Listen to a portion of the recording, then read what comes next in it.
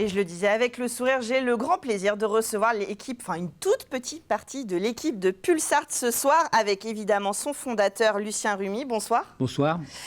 Vous êtes accompagné de 2 des 35 artistes qui seront présentés cette année. Claire Aymon, bonsoir. Bonsoir. Et Nicole Anctil, bonsoir. Bonsoir. Alors, Pulsart cette année, Lucien Rumi, ça a lieu au FIA, au Fonds international d'art actuel, pour ceux qui auraient raté les culturels et toutes les émissions précédentes.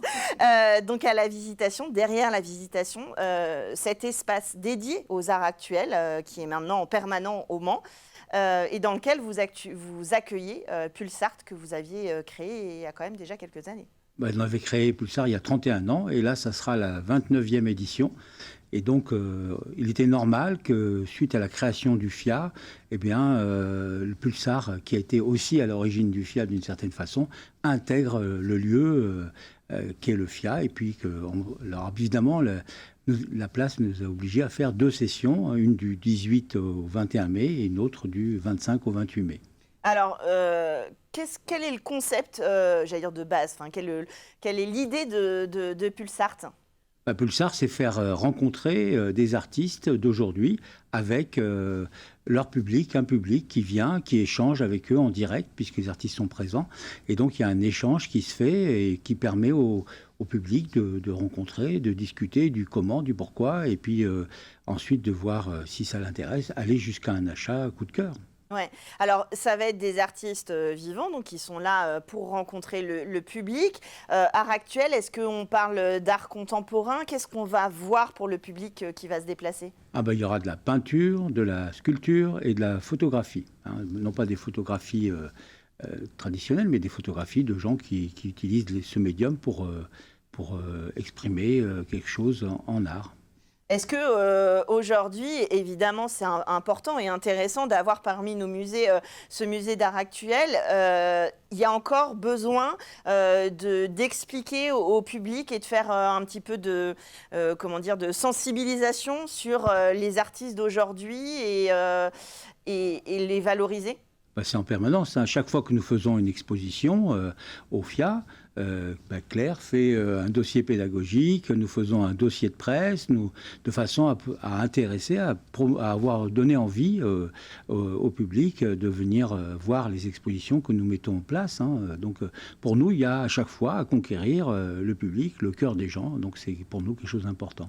Alors Nicole Anctil, vous exposez, j'allais dire encore cette année, ce n'est pas la première fois. Quelle est la place de Pulsart dans la carrière comme ça, dans le projet, le travail d'un artiste sartois ? C'est une place, je dirais, essentielle parce que déjà c'est extrêmement important d'exposer dans sa ville, dans laquelle on travaille. On a un certain nombre d'amis, des collectionneurs et c'est toujours un moment tout à fait privilégié. Je crois que Lucien Rumi, vous avez parlé aussi de l'échange et ça c'est un échange extrêmement important avec des gens que l'on voit souvent, parce qu'on peut exposer bien entendu en dehors du Mans, je le fais assez souvent, mais c'est pas du tout la même relation avec les regards des gens du quotidien en fait qui peuvent vous croiser au quotidien et là qui sont confrontés, mais le mot n'est pas péjoratif, à votre travail, face à votre travail. Vous avez parfaitement défini justement cet autre échange.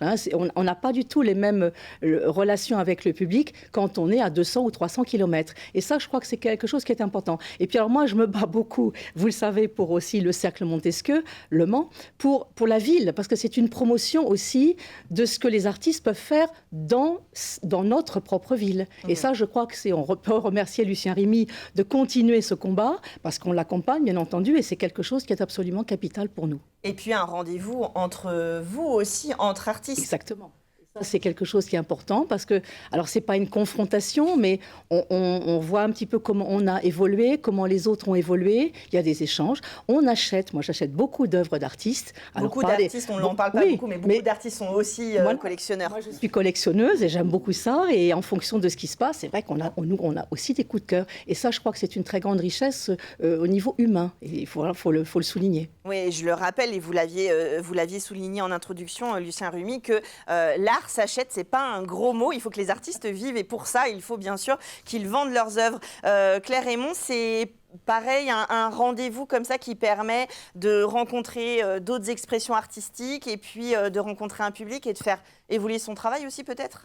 Oui, par rapport à des formes d'exposition plus classiques, là on voit les gens directement, on peut interagir avec eux, leur expliquer, voir aussi leurs réactions. Ça permet en tant qu'artiste de se remettre en question parfois et puis d'avoir une relation humaine, voilà, ce qui est très important voilà, en tant qu'artiste. Oui, c'est ça, parce que là vous êtes à la fois dans la présentation de votre travail, pourquoi pas la vente aussi? Donc finalement, il y a des artistes qui se prêtent moins à ce jeu-là. Tout le monde n'est pas à l'aise dans cet exercice. Non, c'est pas forcément évident hein, de se mettre devant, hein, mais c'est un jeu qu'il faut accepter hein, pour pouvoir en vivre un petit peu. Voilà. Alors justement, vous le disiez, il y a alors vous faites de la peinture. Oui, la peinture. Il y a différents arts qui s'expriment. Est-ce qu'il y a des nouvelles vagues, on va dire, des nouveaux moyens d'expression? Vous avez dit, Lucien, la photo, qui est quand même là depuis un petit moment maintenant. Mais est-ce que vous avez il y a des thématiques ou des expressions qui ressortent un peu plus ces dernières années? Non, il n'y a pas de thématique particulière. Il y a surtout les coups de cœur, puisque la sélection cette année, c'est moi qui l'ai faite. Et si vous voulez, j'ai fait une sélection en allant chercher des fois des artistes qu'on n'avait pas exposés depuis très très longtemps. Et ça a été un coup de choc à chaque fois parce qu'ils avaient complètement évolué. Donc ça, c'était intéressant, c'était de voir comment ils avaient évolué. Et puis, grâce à Claire, on a pu rencontrer Thibaut Pierisnard, Lucas Akari et Anastasia Vorobey, qui sont des jeunes qui ont fait les Beaux-Arts au Mans ou ailleurs, et qui, justement... nous apporte une fraîcheur, des expressions nouvelles et qui montrent que la peinture, finalement, n'est pas morte. Non, c'est ça. Donc, au contraire, qu'elle intéresse encore même beaucoup de jeunes artistes pour pouvoir comme médium d'expression. Et ça, c'est pour nous, cette confrontation. Il y a des générations différentes entre Claire et Nicole, il y a des styles différents entre les artistes. Et c'est ça qui fait la richesse de l'art d'aujourd'hui. Et donc, c'est cette richesse-là qui permet justement, qui a fait le succès de Pulsar depuis 30 ans, hein, donc qui a fait que les gens venaient massivement dans notre manifestation et nous espérons dans ce nouveau lieu, ils viendront tout aussi massivement. Oui, bien sûr, et puis qui découvriront, si ce n'est déjà fait, le FIA pour y revenir. Il y a des rendez-vous aussi, vous disiez, des rendez-vous avec les artistes, avec le public. Avec les collectionneurs, il y a des gens qui viennent de loin pour voir votre sélection Pulsar et faire, entre guillemets, son marché. Ah ben, des fois, il y a des gens qui viennent de très loin. Au niveau des artistes, à l'époque, dans les anciennes sélections, on avait des artistes qui venaient du Brésil, d'Allemagne, des États-Unis, d'Espagne, etc. Donc on avait effectivement une manifestation qui avait un caractère international. Après, quand on regarde un peu les gens qui ont acheté dans les années précédentes, eh ben, on trouve des gens de toute la France, hein, des gens qui viennent d'un peu partout. Hein. Je me souviens d'un monsieur qui est arrivé, il descendait du train, avec son petit cartable, et il est arrivé au Pulsar pour faire ses courses, pour rencontrer des artistes, pour effectivement aller à la rencontre de quelque chose qui... Pulsar, c'est aussi la découverte d'artistes qui ne sont pas forcément dans les musées ou ailleurs, mais qui en vivent, qui travaillent tous les jours pour leurs œuvres. Et c'est cette rencontre-là qui est avec le public. Tout le monde sait depuis 30 ans que ce qu'on a au Pulsar, c'est le qualité maximum. Est-ce que, du coup, il y a aussi les collectionneurs réagissent à votre évolution? Vous, Nicole Anctil, qui avez vu plusieurs éditions, oui, ils regardent, ils vous disent « Ah tiens, vous évoluez comme ça ?» Exactement. Alors ça, c'est quelque chose qui est extrêmement intéressant parce que moi, je ne peux pas imaginer rester dans la même veine de peinture. Moi, j'ai commencé par l'abstraction lyrique.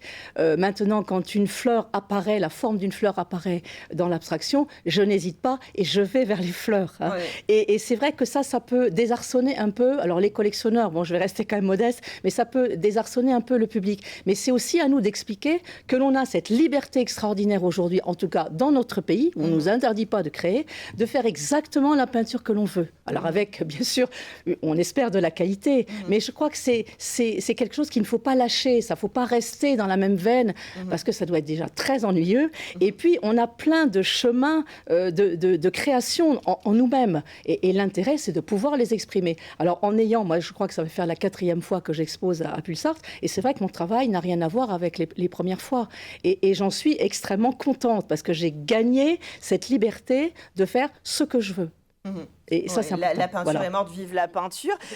Du coup, comment ça se prépare, Claire Hénon? Comment vous avez-vous préparé les œuvres que vous allez exposer et du coup présenter à Pulsart? Alors, il va y avoir deux catégories d'œuvres. Il va y avoir des travaux assez anciens en fait, de dessin que j'ai pu réaliser ces dernières années. Mais tous nouveaux travaux en fait, qui vont être pour le coup, là, du dessin mais en mine graphique, qui vont être plus figuratives. On va avoir du corps qui va apparaître et aussi un travail sur le tatouage, mais les anciens tatouages. Voilà. Donc, je vais présenter les deux.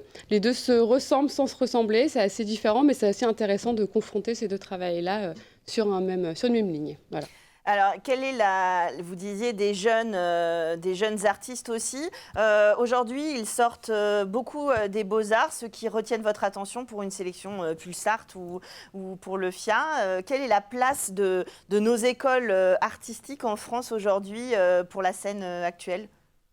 Pendant longtemps, la peinture, etc., c'était quelque chose d'un peu banni des écoles d'art. Donc aujourd'hui, ce qu'on voit, c'est que malgré tout cela, il y a des jeunes qui cherchent à exprimer quelque chose, à exprimer leur temps, comme par exemple Thibaut Pierresnard qui exprime la fête, son milieu de jeunes, qu'est-ce qu'ils font, etc. Et donc lui, il peint ça, il peint ce quotidien qu'il a.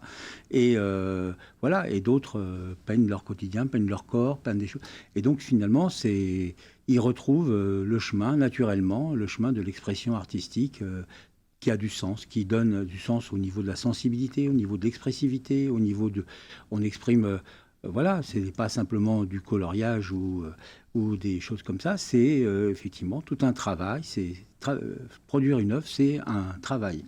Et c'est là aussi où j'insiste pour les téléspectateurs qui vont venir à Pulsart, c'est qu'on peut aussi s'alléger de cette tâche que vous avez prise de sélectionner ces œuvres-là pour se dire, voilà, ce sont des artistes, comme vous le dites, qui en vivent, qui travaillent sur la scène actuelle artistique.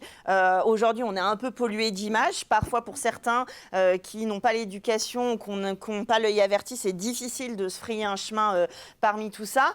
D'avoir ce type de manifestation, c'est aussi un espace où on peut vous faire confiance et aux artistes qui viennent et qui reviennent pour se dire voilà à quoi peuvent ressembler des œuvres aujourd'hui. Tout à fait. Et puis les gens comme ça, le contact étant direct avec l'œuvre, avec l'artiste, il y a effectivement une rencontre qui peut se faire. Un art qui ne touche pas comme ça, parce que quand on le regarde, et il faut 3 pages de discours à côté pour que ça soit bien compris, il y a quelque chose qui ne va pas, il y a quelque chose qui a été loupé quelque part.